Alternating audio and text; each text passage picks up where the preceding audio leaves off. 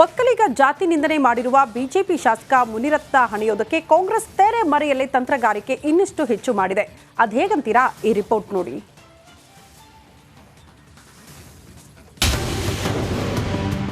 ಶಾಸಕ ಮುನಿರತ್ನ ವಿರುದ್ಧ ಕೈ ಜಾತಿ ಅಸ್ತ್ರ. ಕಾಂಗ್ರೆಸ್ ಒಕ್ಕಲಿಗ ನಾಯಕರ ಮಹತ್ವದ ಸಭೆ. ಗುತ್ತಿಗೆದಾರ ಚೆಲುವರಾಜು ನಿಂದನೆ ಪ್ರಕರಣದಲ್ಲಿ ಜೈಲು ಸೇರಿದ್ದ ಆರ್ಆರ್ ನಗರ ಶಾಸಕ ಮುನಿರತ್ನ ವಿರುದ್ಧ ಕಾಂಗ್ರೆಸ್ ಜಾತಿ ಅಸ್ತ್ರ ಪ್ರಯೋಗ ಮಾಡಲು ಮುಂದಾಗಿದೆ. ಡಿಕೆ ಬ್ರದರ್ಸ್ ಸೂಚನೆ ಬೆನ್ನಲ್ಲೇ ಕಾಂಗ್ರೆಸ್ ಒಕ್ಕಲಿಗ ನಾಯಕರು ತಡರಾತ್ರಿ ಮಹತ್ವದ ಸಭೆ ಮಾಡಿದ್ದಾರೆ.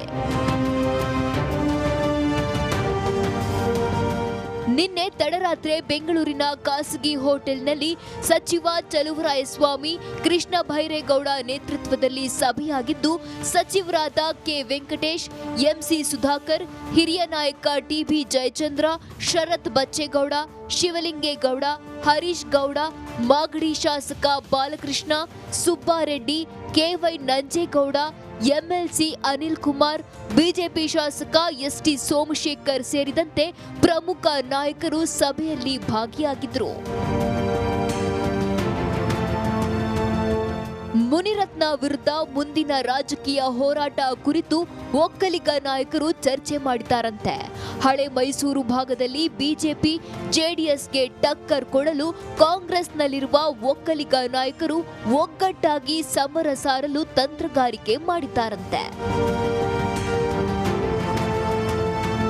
ಇದಿಷ್ಟೇ ಅಲ್ಲದೆ ಪ್ರಕರಣ ಸಂಬಂಧ ಮತ್ತೆ ಸಿಎಂ ಭೇಟಿಯಾಗಿ ಎಸ್ಐಟಿಗೆ ವಹಿಸುವ ಬಗ್ಗೆ ಮನವಿ ಮಾಡಲು ತೀರ್ಮಾನ ಮಾಡಿದ್ದಾರೆ ಎನ್ನಲಾಗಿದೆ. ಒಟ್ಟಾರೆ ಜಾತಿ ನಿಂದನೆ ಆರೋಪದಲ್ಲಿ ಸಿಲುಕಿರುವ ಮುನಿರತ್ನ ಹೆಸರಲ್ಲಿ ಮೈತ್ರಿಕೂಟ ಹಣಿಯಲು ಕಾಂಗ್ರೆಸ್ ನಾಯಕರು ಒಗ್ಗಟ್ಟು ಪ್ರದರ್ಶನ ಮಾಡುವ ತಂತ್ರ ಮಾಡಿದ್ದಾರೆ. Bureau report, republic Kannada.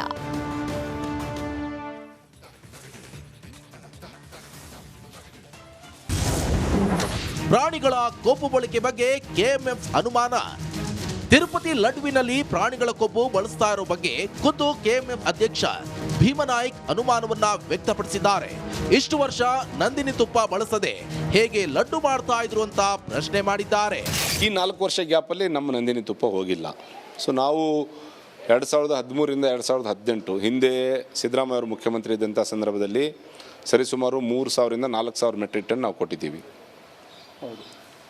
ಆಮೇಲೆ 2019ರಲ್ಲಿ 1700 ಟನ್ ಮೆಟ್ರಿಕ್ ಟನ್ ತುಪ್ಪ ಕೊಟ್ಟಿದ್ದೀವಿ. ಸೊ 2020ರಿಂದ 2024 ತನಕ ನಂದಿನಿ ತುಪ್ಪ 1 kg ಕೂಡ ಹೋಗಿದೆ. ಒಟ್ನಲ್ಲಿ ಶ್ರದ್ಧಾ ಭಕ್ತಿಯ ಕೇಂದ್ರ ತಿರುಪತಿ.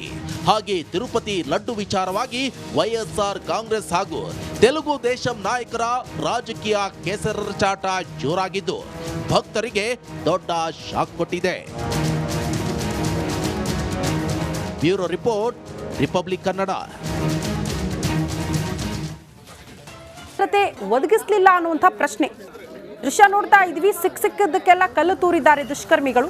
ಹಾಗಾಗಿ ಮನೆಯ ಗಾಜು ಪುಡಿ ಪುಡಿಯಾಗಿರೋದು, ಹಲವು ವಾಹನಗಳು ಜಖಮಾಗಿದೆ. ಈಗ ಎಲ್ಲ ಆದ ಬಳಿಕ ಪೊಲೀಸರ ಭದ್ರತೆ ತತ್ಕ್ಷಣ ಪೊಲೀಸರು ದೌಡಾಯಿಸಿದ್ರು, ಪರಿಸ್ಥಿತಿಯನ್ನು ನಿಯಂತ್ರಣಗೊಳಿಸಿದ್ದಾರೆ. ಬಟ್ ಈ ಘಟನೆ ಆಗೋಕ್ಕೂ ಮುಂಚೆನೇ ಯಾಕೆ ಪೊಲೀಸ್ ಇಲಾಖೆ ಅಥವಾ ಪೊಲೀಸರು ಅಲರ್ಟ್ ಆಗಲ್ಲ ಅನ್ನೋದು ಪ್ರಶ್ನೆ ಆಗ್ಬಿಡುತ್ತೆ. ನೋಡಿ, ದಾವಣಗೆರೆಯಲ್ಲಿ ಎಷ್ಟು ರೋಷಾವೇಶ ಇತ್ತು ಅಂತ ದುಷ್ಕರ್ಮಿಗಳದ್ದು. ಶಾಂತಿಯುತವಾಗಿ ಗಣೇಶ ಮೆರವಣಿಗೆ, ಗಣೇಶ ವಿಸರ್ಜನೆಗಳು ಬಹುತೇಕ ಕಡೆ ಆಗ್ತಾ ಇಲ್ಲ. ಕಾರಣ ಇಷ್ಟೇ, ನಾಗಮಂಗಲದ ಆ ಗಲಭೆ ಪ್ರಕರಣ.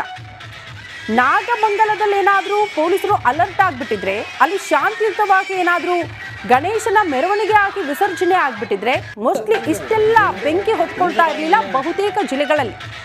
ಆ ದ್ವೇಷದ ಕಿಡಿ ಬಹುತೇಕ ಜಿಲ್ಲೆಗಳಲ್ಲಿ ವ್ಯಾಪಿಸ್ತಾ ಇದೆ ಅನ್ನೋದು ಕೂಡ ಬಹಳ ಸ್ಪಷ್ಟ. ದೃಶ್ಯ ಗಮನಿಸ್ತಾ ಇದ್ವಿ. ಕಲ್ಲು ಹಿಡ್ಕೊಂಡು ಬಂದು ತೂರ್ತಾ ಇರೋದು ದುಷ್ಕರ್ಮಿ.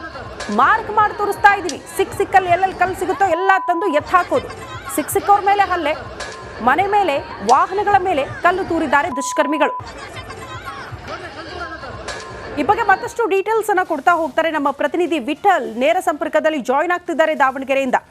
ವಿಠಲ್, ಬೆಣ್ಣೆ ನಗರಿ ದಾವಣಗೆರೆ ಸೂಕ್ಷ್ಮ ಪ್ರದೇಶ ಅಂತೂ ಅಲ್ಲ, ಶಾಂತಿಗೆ ಹೆಸರುವಾಸಿ ದಾವಣಗೆರೆ. ಅಲ್ಲೇ ಈ ರೀತಿ ಶಾಂತಿ ಭಂಗ ಆಗುತ್ತೆ ಅಂದ್ರೆ ಏನರ್ಥ? ನಾಗಮಂಗಲದ ಕಿಡಿ ಅಲ್ಲೂ ಕೂಡ ಕಾಣಿಸ್ಕೊಳ್ತಾ ಹೇಗೆ?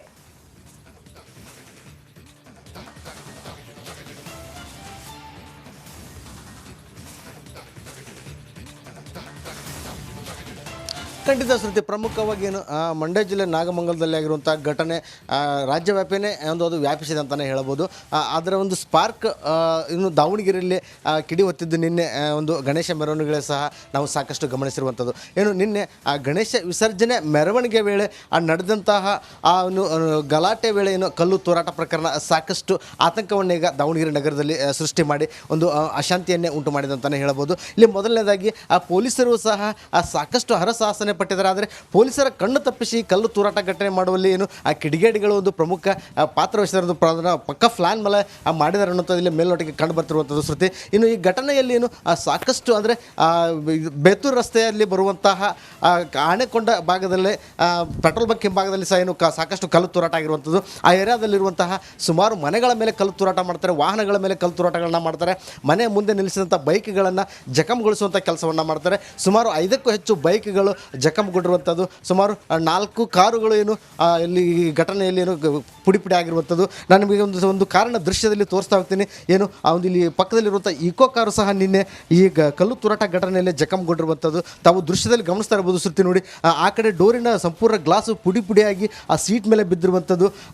ಈ ಘಟನೆ ತೀವ್ರತೆಯನ್ನು ನೋಡಿದರೆ ನಿಜಕ್ಕೂ ಒಳಗಡೆ ಯಾರಾದರೂ ಇದ್ದರೆ ಅವರು ಜೀವಂತವಾಗಿರೋದು ಕೂಡ ಸಾಕಷ್ಟು ಒಂದು ಕಷ್ಟ, ಅವರ ಸಾವೇ ಸಂಭವಿಸುತ್ತೆ ಅನ್ನುವಂಥ ಒಂದು ಆತಂಕವನ್ನು ಸೃಷ್ಟಿ ಮಾಡುತ್ತೆ ಈ ದೃಶ್ಯ ನೋಡಿದರೆ. ಆ ಶೀಟ್ ಮೇಲೆ ಬಿದ್ದಿರುವ ಗ್ಲಾಸಿನ ಪುಡಿಗಳಾಯಿತು, ಅದರಂತೆ ಆ ಮುಂದಿನ ಅಂದರೆ ಫ್ರಂಟ್ ಗ್ಲಾಸು ಸಹ ಏನೋ ಛಿದ್ರವಾಗಿ ನಾವು ಹೋಗಿರುವಂಥದ್ದನ್ನು ನಾವಿಲ್ಲಿ ಗಮನಿಸ್ಬೋದು ಸುತ್ತಿ. ಒಟ್ಟಾರೆಯಾಗಿ ದಾವಣಗೆರೆಯಲ್ಲಿ ನಿಜಕ್ಕೂ ಪ್ರಕ್ಷುಬ್ಧ ವಾತಾವರಣ ನಿರ್ಮಾಣ ಆಗಿದ್ದು ಸಹ ಇವತ್ತಿನ ಬೆಳಗಿನ ಜಾವವನ್ನು ದಾವಣಗೆರೆ ಜನತೆ ಆತಂಕದಲ್ಲಿ ಆರಂಭ ಮಾಡಿದಾರೆ ಅಂತಲೇ ಹೇಳ್ಬೋದು ಶ್ರುತಿ. ಇನ್ನು ಶ್ರುತಿ, ಇಲ್ಲಿ ನಮ್ಮ ಜೊತೆ ಪ್ರತ್ಯಕ್ಷದರ್ಶಿಗಳು ಸಹ ಇದ್ದಾರೆ, ಅವರು ನಾನೀಗ ಮಾತಾಡ್ತಾ ಹೋಗ್ತೇನೆ. ಸರ್, ನಿನ್ನೆ ಎಷ್ಟು ಸಮಯದಲ್ಲಿ ನಡೆದಿರುವಂಥ ಘಟನೆ ಸರ್ ಇದು? ನಿನ್ನೆ ಸುಮಾರು ಒಂದು 7:45, 8 ಗಂಟೆ ಒಳಗೆ ನಡೆದಿರ್ತಕ್ಕಂಥ ಟೈಮ್ ಸರ್ ಇದು. ನಾವು ಸಂಜೆ ಅಲ್ಲಿ ಆ ಕಡೆ ಎಲ್ಲ ಗಲಾಟೆ ಆಗ್ತಾಯಿದೆ ಅಂದರೆ ನಾವೆಲ್ಲ ವ್ಯಾಪಾರ ಮಾಡ್ತೀವಿ. ಬಟ್ ಇಲ್ಲಿರ್ತಕ್ಕಂಥವ್ರೆಲ್ಲ ರೈತರು ಮತ್ತು ಚಿಕ್ಕದಾಗಿ ದನ ಕಟ್ಕೊಂಡು ಹಾಲ್ಗಿಲ್ ಮಾರ್ಕೊಂಡು ಜೀವನ ಮಾಡ್ತಕ್ಕಂಥ ಜನ ಮತ್ತು ಪೂರ್ತಿ ಶಾಂತಿಯಿಂದ ಇರ್ತಕ್ಕಂಥ ಒಂದು ಏರಿಯಾ ಸರ್ ಇದು ಆನೆಕೊಂಡ ಅಂತ ಕರೀತಾರೆ. ಇದು ಪೂರ್ತಿ ಗ್ರಾಮದ ವಾತಾವರಣ ಇದೆ. ಇಲ್ಲಿ ಯಾವುದೇ ರೀತಿ ಗಲಾಟೆ ಆಗಲಿ, ದೊಂಬೆ ಆಗಲಿ, ಆ ಥರ ಯಾವುದೂ ಕೂಡ ಆ ಥರ ಜನಗಳು ಯಾರೂ ಇಲ್ಲ. ಅಲ್ಲಿ ಎಲ್ಲ ದುಡ್ಡು ತಿಂತಕ್ಕಂಥ ಜನ ಇದ್ದಾರೆ. ನಾವು ಸುಮಾರು ಒಂದು 7:45ಗೆ ಕ್ಲೋಸ್ ಮಾಡ್ಕೊಂಡು ಬಂದುಬಿಟ್ಟು ನಾನು ಬೈಕ್ ನಿಲ್ಲಿಸಿ ಒಳಗೆ ಹೋಗಿ ಬಟ್ಟೆ ಬಿಟ್ಟು ಮುಖ ತೊಗೊಂಡು ಹೊರಗೆ ಬರೋ ಅಷ್ಟೊತ್ತಿಗೆ ಗಲಾಟೆ ಶುರುವಾಗ್ಬಿಟ್ಟು ಸರ್.